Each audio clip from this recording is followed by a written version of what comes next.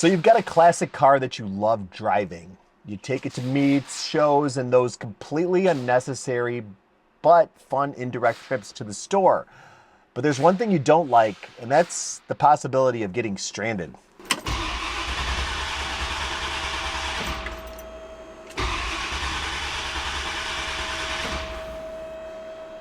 Starting your car on the first try shouldn't feel like winning the lottery, especially not if you're dealing with a classic carbureted vehicle. You love your mods, but let's be real, you're not about to drop a fortune on modern tech like fuel injection or direct ignition, and it's not even talk about the rabbit hole of doing a whole engine swap just for that first crank reliability. This is about simple, straightforward fixes for smoother starts, just tightening up those rough edges without blowing the budget. Whether you're restoring a vintage ride or just trying to get your classic to fire up more confidently, these tips will give you a head start. Literally. My name is OJ Lopez, and this is a question we get asked a lot of the time here at Fluid Motor Union, our shop here in Naperville, Illinois. We work on a huge variety of vehicles from different eras. The good news? We've got a bit of a playbook for getting that one crank start confidence, even with older tech. And I promise this is more than just a do your tune-up video. You want to be able to turn the key and after a couple of engine revolutions, hear that baby fire right to life. No matter the season. But is that even possible with carbureted 40-year-old tech, or is it just one of the quirks of classic car ownership we all have to live with? Well, if you're tired of that awkward silence after turning the key for the third time, this video might just save your morning routine.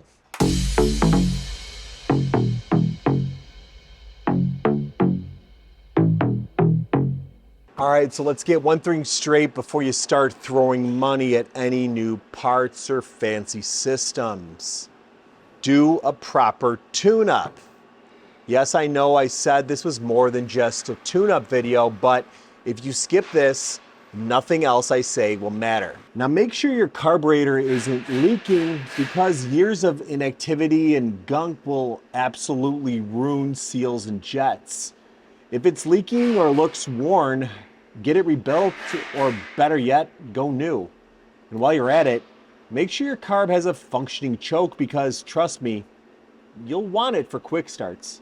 So this is a 1969 Ford Mustang Mach 1, came to us. Already had a Holley carburetor on it, so somebody's replaced it previously. But it was in really good shape. You know, the accelerator pump worked, no leaks. Everything seemed to be working all right. The choke was adjusted pretty good, I think, right? Yeah, we made some small adjustments. You know, did like the idle mixture. We didn't have to rejet it or change the pump out or anything, but it's in pretty good shape. So you mentioned setting the idle mixture, and here's a trick we like to use. Connect a vacuum gauge to the manifold to adjust the mixture until you get the highest vacuum reading, and then you lean it out just a bit until the RPM drops. That usually gives you the optimal idle mix. Next up, your ignition timing. If your timing is too far off, it won't start, period.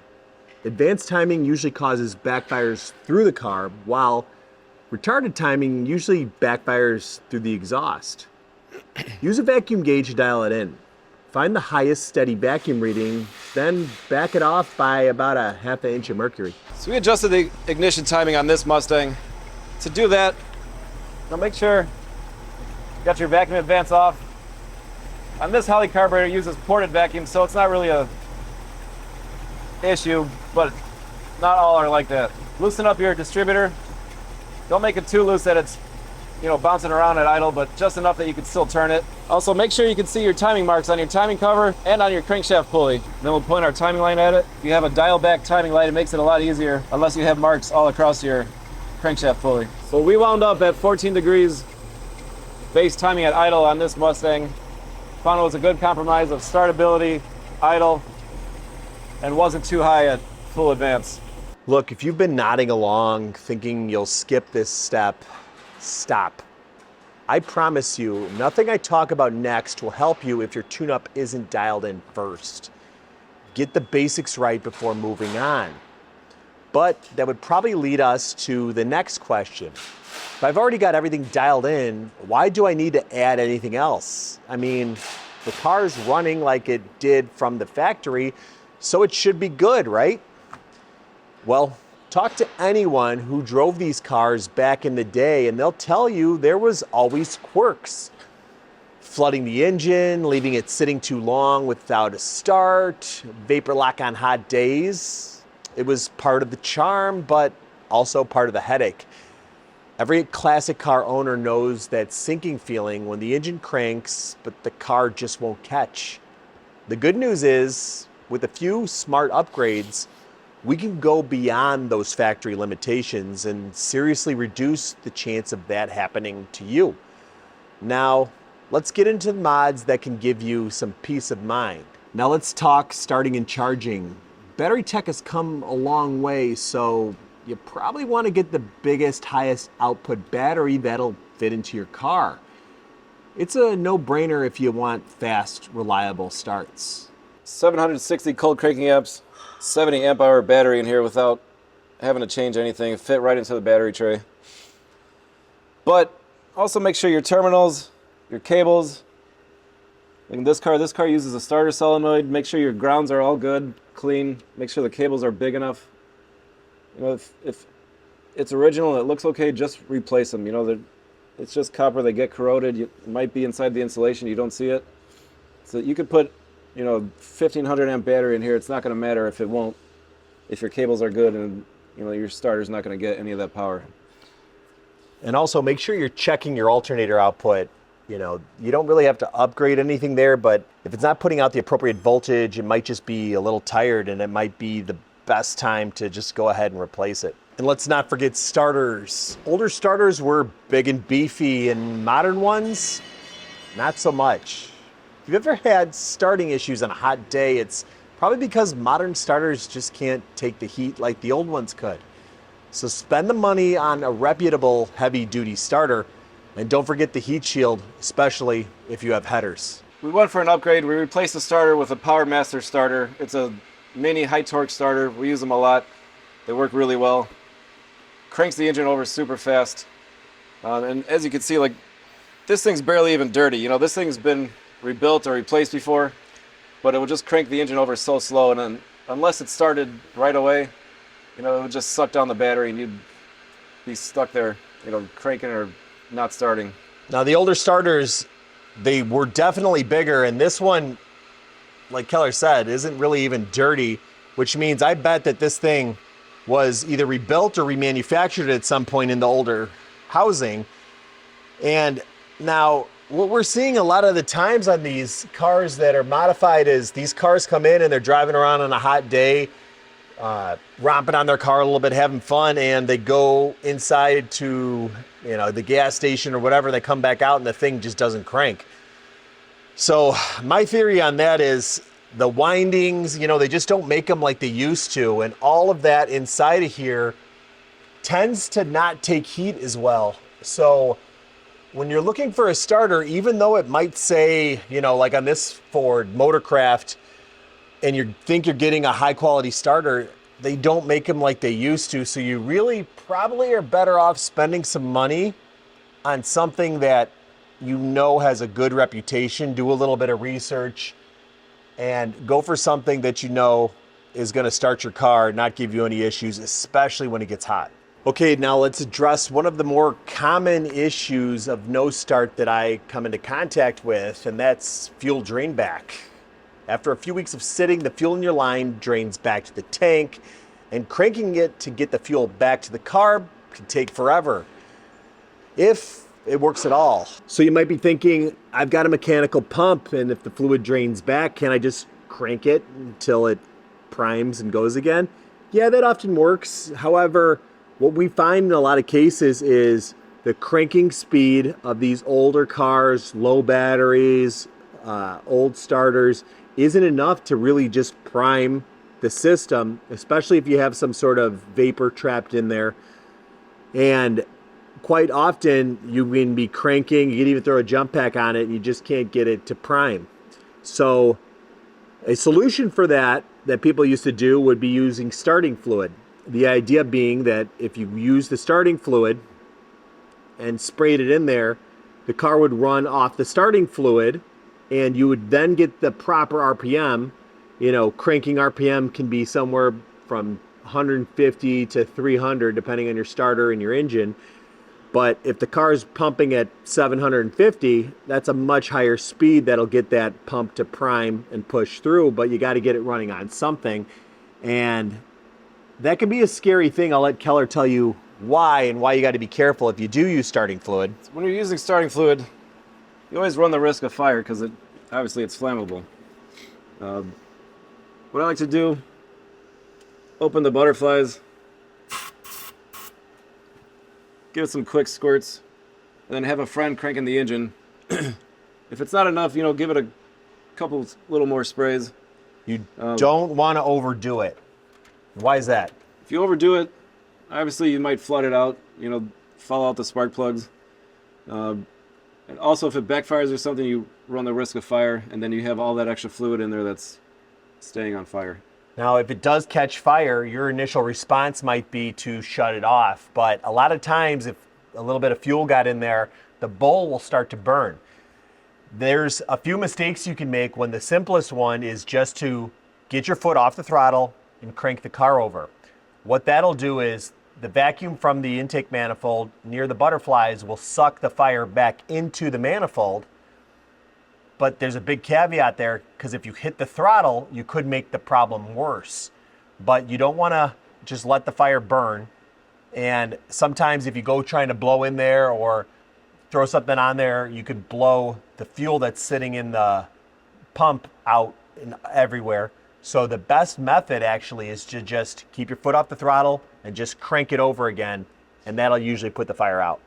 The solution? Add an electric inline fuel pump like the Edelbrock 30 gallon per hour unit. It'll prime the system before the mechanical pump gets going, ensuring you don't lose prime and then sit there cranking. So you install the electric fuel pump up here on the frame rail. You want to install it as close to the fuel tank as you can so it has the least amount of space to have to suck the fuel through. You need a power and ground. Ground it right to the frame, again, which is why you want to make sure your grounds are good. Gotta have a ground between the battery, the engine, the frame, all need to be connected. Run a power wire up to your fuse box. This is just a key on power source. Install a fuse, run a wire back here, and it'll power on. Now we did have to cut out a section of metal fuel line, and we just basically tapped into it with some rubber line. Make sure it's rated for fuel. This isn't high pressure. Just make your connections, and it'll work. So if you've still got points, it's time to upgrade to an electronic ignition. It's as simple as that. But don't stop there. For fast, reliable starts, you need a hot spark. A high output coil gives you a bigger, stronger spark when your engine needs it most. During cold starts, just make sure that your ignition system can handle it. All right, points versus electronic ignition, bigger coil versus a standard coil. A lot of people, you'll hear them talking about what the real need is for something if you're not pushing more performance, higher compression, higher horsepower. And the truth is, for performance, they're right. You don't really need to upgrade your ignition, but I'm not just talking about performance. I'm also talking about starting. In fact, that's primarily what I'm talking about. So just having things like the ignition coil, proper spark plugs, things like that do give you a hotter spark at the most demanding time for your car's electrical system. And having that output does lead to a better spark. So make sure your coils are good. Installing a higher capacity, higher output ignition coil helps. And like the one we installed here, a 45,000 volt ignition coil, which went in no problem, but we had a few issues with it that Keller can kind of tell you about. So this car had already been converted to an electronic ignition, but it wasn't going to work with the coil we wanted. So we went to mount it up and found that since the distributor had already been modified to accept the new electronic ignition, we also had to modify this base plate inside the distributor to accept this ignition pickup. Now, if you're not comfortable doing that, you could buy a new distributor with this already mounted up for almost probably any popular smaller big block. So that's another route you can go. And one of the issues we were having initially, that even though this was converted to an electronic ignition with a pickup, they were not rated for use with this coil. However, we couldn't tell that because it had been done so long ago. Most of the writing and markings on it weren't there. So we found out the hard way when the pickup coil overheated, leading to kind of a little issue with the ignition coil as well. I will say, don't leave your key on for extended periods of time, and that just goes for any sort of car that uses a single coil for the distributor. Now let's talk about something that doesn't seem like it's related to starting, but trust me, it is. It's your cooling system. Ever had a no-start situation after a quick trip to the store on a hot day? It's probably vapor lock, my friend. Now, vapor lock is what happens when the fuel gets extremely hot and begins to boil. Now, it doesn't necessarily induce air in the line, but just like a vacuum on a system with fluid in it, the space that you pull away can create space that isn't easily compressible or movable for the pump and the other fuel system components, meaning it's fighting against either pressure or negative pressure depending on where it's at. Now, these cars tend to run pretty hot, and that can lead to vapor lock, and it's actually very, very common in hot climates, hot days, and with enough driving. Now, to prevent against that, one of the things you can do is that fuel pump that we talked about in the rear that actually puts pressure that can drive some of that away when the engine's not cranking. The other thing is just not letting the car heat up enough to begin with. If you control that, keep the temperatures a little bit cool, the chances of vapor locking go down by a bunch. So to prevent it, we're adding an electric fan that kicks on around 170 degrees to keep the engine cool. We also swapped the water pump pulley for an overdrive pulley to keep the coolant flowing faster at idle. And also, don't forget, if your timing's too advanced, it can make the car run hotter and cause starting issues. So you might need to dial it back. So we ran into an issue with this where the engine would start to overheat, not when you're driving around, but if you let it idle for a little bit of time. So our first thought was a fan. We mounted an electric fan here. We mounted our relay and controller back here, mostly out of the way of water. It is waterproof, but we still don't want to put it in a place that gets water all the time. And we mounted our sensor here. We made a little adapter that fits in the upper hose. Now we found out the hard way when the fan wasn't kicking on, but the engine temperature was getting too hot. What we eventually found out, there wasn't enough flow into the radiator. So to fix that, down here you can see the water pump pulley. We put on a smaller pulley. Had to change for a different belt size to accommodate that. We just weren't getting enough flow into the radiator. Hence, the sensor wasn't heating up enough. Radiator wasn't, getting rid of the heat. Got that all sorted out now. Last thing we did, put some heat wrap around the fuel line between the mechanical fuel pump and the carburetor so that our fuel line doesn't get too hot and cause vapor lock. So I talked about using timing to control temperature and maybe changing it in order to get the car to run a little bit cooler. However, that leaves you in a predicament if you're trying to set the timing advance for max performance, because any change you make at the low end will max out your top end. So while you can do that, sometimes it's a trade-off between the two, max performance, depending on what your distributor can adjust for. But also, if you can't get a good sweep, you might actually have something locked up inside for the advance. We've discovered that trying to set a car that we couldn't get base timing down to the appropriate range to help it cool off, and we couldn't get the advance we wanted for best performance. Turned out, lo and behold, when we took the distributor apart, the advanced armature was kind of binding and sticking more than it should be. So it doesn't always work, but if you can get it to work, make sure you check it out. It's a little after 7 in the morning here. I've got the Cobra Jet. We're going to try to fire it up, see if it starts out the first start. little nervous because I'm kind of hoping that it starts first start. But if I don't get this, then it'll kind of look dumb. But key ignition, I'm gonna give it one pump, and then here we go. Gonna crank it. Look at that. Oh, yeah, there we go. Short crank, one start. That's exactly what you want. So there you have it. A few simple mods that'll make your classic car start quicker and give you more confidence when you turn the key. So what's the takeaway? First-time starts aren't about chasing some big, expensive, high-tech solution. They're about making sure the basics are dialed in. Proper tune-ups, healthy battery, charging systems, spot-on ignition timing, fuel delivery, and a well-adjusted choke. And for all of those, if they're done right, your engine fires up like it was meant to. Then you can think about the mods I've mentioned in the video, and of course, I'm sure there are plenty of other mods that would help. Now, if I missed any, that doesn't mean they're not good, they don't work, or I don't know about them.